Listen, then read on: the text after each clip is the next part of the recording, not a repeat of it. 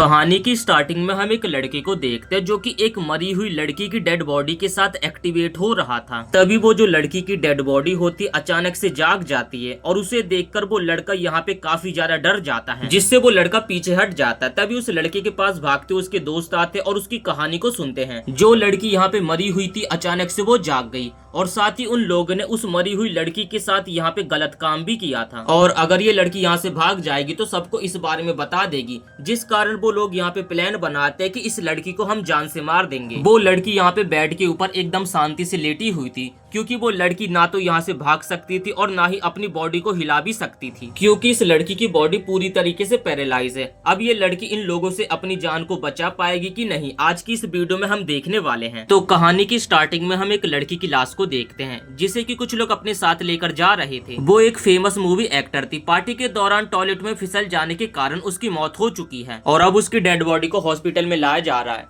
इसके बाद हम दो लड़कों को देखते हैं जिसमें से एक लड़के का नाम होता है ईवन और दूसरे लड़के का नाम हाबी होता है और ये दोनों अपने दोस्त पाओ से मिलने के लिए आए थे। पाओ इसी हॉस्पिटल में काम करता है और उसका काम है डेड बॉडीज का ख्याल रखना। वो दोनों अपने साथ पाओ को एक पार्टी में ले जाना चाहते थे, लेकिन अभी भी पाओ की 1 घंटे शिफ्ट एक्स्ट्रा थी, जिस कारण वो लोग पार्किंग रोड में जाकर तीनों ड्रिंक करने लगते हैं। और तभी इन लोगों के बीच वही फेमस मूवी एक्ट्रेस एना फ्रिस के बारे में बातें होने लगती है और उसके दोस्त बोलने लगते हैं कि क्या हम उसकी डेड बॉडी को देख सकते हैं। तब यहाँ पे पाओ मान जाता है क्योंकि उन लोगों के पास यही एक चारा था जिससे कि वो किसी फेमस एक्ट्रेस के पास जा सकते हैं। पाओ को ये काम करना थोड़ा रिस्की लगता है क्योंकि इस काम को करने में उसकी जॉब भी जा सकती है। पाओ के दोस्त यहाँ पे बोलते हैं कि बस हम एना फ्रिस की एक बार डेड बॉडी को देखना चाहते हैं, जिस कारण यहाँ पे पाओ मान जाता है और उसके बाद वो अपनी जॉब को खतरे में डालकर उन दोनों को हॉस्पिटल के बेसमेंट में लेकर आ जाता है जहाँ पर मुर्दा घर मौजूद था। जिसके बाद यहाँ पे पाओ एक लाश के पास जाकर खड़ा हो जाता है और यहाँ पे आइवन तो काफी ज्यादा एक्साइटेड था, जिसके बाद वो उसके पास जाने लगता है और फिर पाओ कहता है कि यही एना फ्रिस की बॉडी है। और जैसे वो उस बॉडी के ऊपर से कपड़े को हटाता है तो उसके दोस्त यहाँ पे काफी ज्यादा डर जाते हैं क्योंकि वो डेड बॉडी एना फ्रिस की तो थी नहीं, वो एक 80 साल की बूढ़ी औरत की थी। दरअसल यहाँ पे पाओ अपने दोस्तों के साथ मजाक कर रहा था और उसके बाद वो फाइनली अपने दोस्तों को एना फ्रिस की बॉडी को दिखाता है। जैसे ही एना फ्रिस के चेहरे से कपड़ा हटता है तो वो काफी ज्यादा सुंदर थी और उसकी सुंदरता को देखकर यहाँ पे तो आइवन का उसके साथ कुछ गलत काम करने का मन करने लगता है और फिर वो एना की डेड बॉडी के मिडल हिस्से को टच करने लगता है। ये देखकर आइवन के दोनों दोस्तों को काफी अजीब लग रहा था क्योंकि किसी डेड बॉडी के साथ ऐसा करना काफी गलत बात है, पर आइवन किसी चीज की परवाह करे बिना अपने दोस्त हाइवा को भी ऐसा करने के लिए बोलता है। तीनों के अंदर का शैतान यहाँ पे जाग चुका था और अब वो एना के साथ यहाँ पे एक्टिवेट होने की कोशिश करने वाले हैं। हाबी उसे ऐसा करने से मना करता है, लेकिन आइवन के सर पे तो मानो भूत सवार है। वो एना के साथ तो यहाँ पे जरूर एक्टिवेट होकर रहेगा। जिसके बाद वो एना की डेड बॉडी पे अपने हाथों को फेरने लगता है। उसे कोई मतलब नहीं था कि उसके सामने कोई मरी औरत है या फिर नहीं, वो तो बस ये जानता था कि एना एक फेमस मॉडल एक्टर है जिसे वो टच करना चाहता है। तब यहाँ पे पाओ बताने लगता है कि मैंने भी एक बार ऐसे किया था।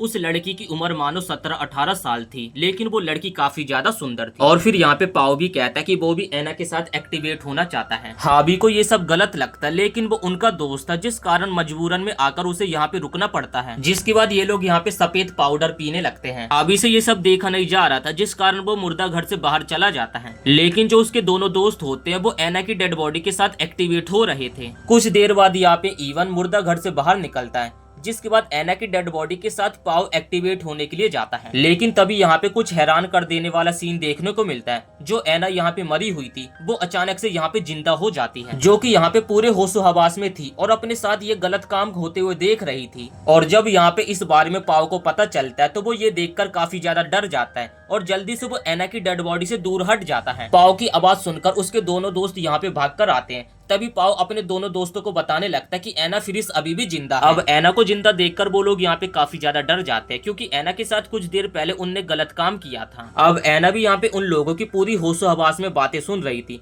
पाओ कहता है कि अगर हमने इसे ऐसे ही छोड़ दिया तो ये बाहर जाके सबको सब कुछ बता देगी कि हम दोनों ने इसके साथ मुर्दा घर में गलत काम करने की कोशिश करी थी, जिस कारण हमें जेल भी हो सकती है। तब यहाँ पे आइवन बोलता है कि अब हमें एना को सचमुच में जान से मारना होगा क्योंकि वो किसी तरीके का रिस्क नहीं लेना चाहता है। पर हाबी इस बात से एग्री नहीं करता है और वो एना के पास जाकर उसकी मदद करने लगता है और अपने दोस्तों को समझाता है कि तुम ऐसे ही किसी की जान नहीं ले सकते और वैसे भी तुमने उसका रेप किया तो तुम्हें उसकी सजा तो भुगतनी पड़ेगी। ये सुनकर यहाँ पे आइवन को काफी ज्यादा गुस्सा आ जाती है और वो हाबी को बहुत ही बुरी तरीके से मारने लगता है। और जब तक यहाँ पे पाव उन लोगों को रोकता तो हाबी मर चुका था, क्योंकि आइवन ने उसे काफी बुरी तरीके से मारा था, जिससे उसका सर फट जाता और उसके सर से ब्लड निकलने लगता है। दरअसल आइवन उसे इतनी बुरी तरीके से मारना नहीं चाहता था, लेकिन वो काफी गुस्से में था, जिस कारण वो अपने आप को रोक नहीं पाया। वो लोग यहाँ पे हाबी का इलाज तो करना चाहते थे, लेकिन वो यहाँ से बाहर नहीं निकल सकते थे, क्योंकि कुछ देर पहले इस रूम में एक बॉय किसी की डेड बॉडी को लेकर आया था। तब तो ये लोग यहाँ पे छिप गए थे, लेकिन उस आदमी ने जाने से पहले मुर्दा घर के दरवाजे को बाहर से बंद कर दिया था और पाव के पास जो चाबी थी वो बाहर ही रह गई थी, जिस कारण ये तीनों यहाँ पे कैद हो चुके हैं और वो लोग अपने दोस्त का भी इलाज नहीं करा सकते। और साथ ही यहाँ पे ऐना भी कुछ नहीं कर पा रही थी, क्योंकि उसकी पूरी बॉडी यहाँ पे पैरालाइज थी, जिस कारण यहाँ पे ऐना के मुंह से उसकी आवाज भी नहीं निकल रही थी। अब कुछ देर बाद हम देखते कि यहाँ पे आइवन अपने दोस्त की डेड बॉडी और ऐना की डेड बॉडी को एक रूम में लेकर जाते हैं और उसके बाद जो सरफेस पे खून गिरा हुआ तो वो लोग उसे भी साफ कर लेते हैं, जिसके बाद पाव यहाँ पे अपने कपड़ों को भी चेंज कर लेता है। तभी वहाँ पे मुर्दा घर में एक आदमी आता है। उसकी आहट को सुनकर यहाँ पे ऐना चिल्लाने की कोशिश करती है, लेकिन आइवन ने उसके मुंह पर अपने हाथ को रखा हुआ था, जिस कारण वो चिल्ला भी नहीं पा रही थी। इसके बाद हम देखते जो बंदा मुर्दा घर में आया था उसके साथ पाव बाहर चला जाता है ताकि उसका ध्यान भटका सके। तब हम यहाँ पे हाबी को देखते जिसे सांस नहीं आ रही थी, जिसके बाद यहाँ पे आइवन उसे सीपीआर देने लगता है। तब ऐना उसे बताती है कि वो मर चुका है। ये सुनकर यहाँ पे आइवन फूट फूट के रोने लगता है। तब यहाँ पे पाव कुछ देर बाद आइवन को बाहर लेकर जाता है। आइवन उसे बताने लगता है कि अगर इस बारे में किसी को पता चला तो हमारा करियर, हमारा सब कुछ बर्बाद हो जाएगा, इसलिए हमें अपने दोस्त की बॉडी को कहीं पे छिपाना होगा और साथ ही ऐना फिर इसको भी मारना होगा। तभी ऐना हिम्मत करके अपने आप को स्ट्रेचर से नीचे गिराती है और उसके बाद हाबी का फोन लेकर किसी को कॉल लगाने लगती है, लेकिन ऐसा वो कर नहीं पाती क्योंकि आइवन और पाव रूम के अंदर आ जाते और आइवन यहाँ पे ऐना के हाथ से फोन को छीन लेता है। जब आइवन उस फोन को देखता है तो उसे पता चलता है कि ऐना ने किसी को हेल्प के लिए कॉल लगाया था, लेकिन उसकी यहाँ पे बात नहीं हो पाती क्योंकि उसकी बात करने से पहले वो लोग यहाँ पे आ जाते हैं। तब वो लोग ऐना को लिटाकर कहीं और ले जाने लगते हैं और यहाँ पे आइवन के पास जो हाबी का फोन होता है वो बजने लगता है और ये कॉल यहाँ पे उस नंबर से आ रही थी जिस नंबर से ऐना ने कुछ देर पहले कॉल किया था। दरअसल ये नंबर ऐना के फादर का था और ऐना ने अपने फादर को हेल्प के लिए कॉल लगाया था। जैसे ही आइवन कॉल को उठाता तो यहाँ पे ऐना अपने फादर को हेल्प के लिए चिल्लाने वाली थी, लेकिन यहाँ पे पाव उसके मुंह को बंद कर देता है और तब यहाँ पे आइवन ऐना के फादर को कहता है कि कॉल गलती से लग गया और इतना कहकर वो कॉल को काट देता है। गुस्से में आइवन दोबारा से ऐना को मुर्दा घर में लाता है और उसके बाद वो ऐना को 2-3 चांटे रगड़ देता है और उसे कहने लगता है कि ये मत भूलो कुछ देर पहले तुम मरी हुई थी और अब मैं तुम्हें दोबारा से मार दूंगा। और इतना कहकर वो बाहर कंटेनर लाने के लिए चला जाता है और यहाँ पे पाव ऐना के हाथ पैरों को बांधने लगता है। ऐना उसे कहती है कि तुमने कुछ भी गलत नहीं किया है, तुम्हें आइवन का साथ नहीं देना चाहिए। मैं जानती हूँ कि उसने तुम्हें ये सब करने के लिए उकसाया और साथ ही तुम्हारे दोस्त की भी जान ली है,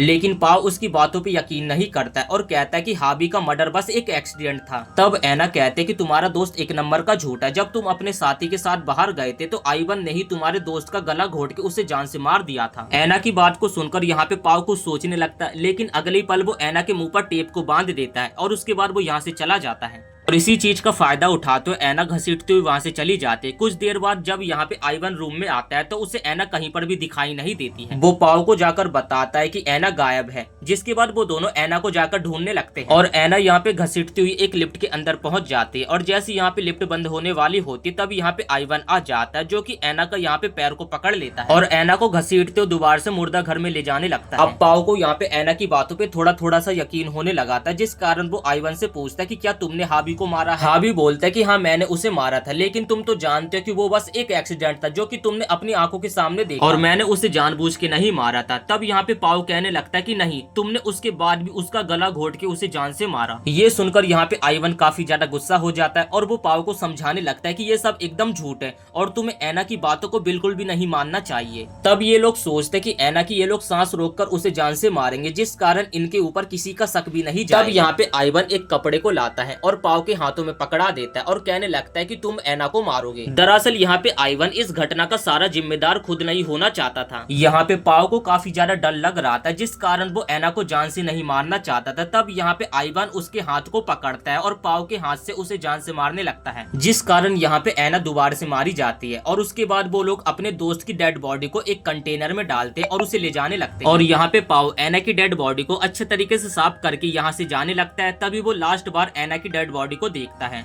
तब हमें कहानी में ट्विस्ट देखने को मिलता है कि एना अभी भी मरी नहीं थी, क्योंकि उसने पाओ को कन्वेंस कर लिया था कि उसके दोस्त को आइवन ने ही मारा है। और जब यहाँ पे आइवन पाओ के हाथों से एना को मारने की कोशिश कर रहा था तो यहाँ पे एना ऐसा प्रिटेंड करते कि जैसे वो मर चुकी है, क्योंकि वो एक एक्ट्रेस है और उसने यहाँ पे मरने की काफी जबरदस्त एक्टिंग करी थी, जिस कारण यहाँ पे आइवन को भी नहीं पता चला कि वो जिंदा है। यहाँ पे हावी आइवन की डेड बॉडी को जब फेंक कर आता है तो उसके बाद वो लोग यहाँ से जाने लगते हैं। और इसी बीच आइवन को पता चलता है कि उसके पर्स में उसका आईडी कार्ड नहीं है, जिसे वो लेने जाने लगता है। पाओ यहाँ पे उसे काफी ज्यादा रोकने की कोशिश कर रहा था, क्योंकि उसे लग रहा था कि कहीं वो एना को दोबारा से जिंदा ना देख ले। और यहाँ पे सीन ऐसा ही होता है, जैसे ही आइवन मुर्दा घर पहुंचता है तो वहाँ पे उसे एना जिंदा दिखती है और वो समझ जाता है कि पाओ ने उसके साथ धोखा करा है, जिसके बाद वो पाओ का गला घोटकर उसे जान से मारने लगता है। लेकिन वो पहले अपने एक दोस्त को मार चुका था, जिस कारण वो पाओ को नहीं मारना चाहता था, तो वो यहाँ पे पाओ को छोड़ देता है। तभी यहाँ पे एना पीछे से आते और आइवन के गले पे एक सीजर से हमला करते, जिस कारण यहाँ पे आइवन का गला कट जाता है और उसकी यहीं पे मौत हो जाती है।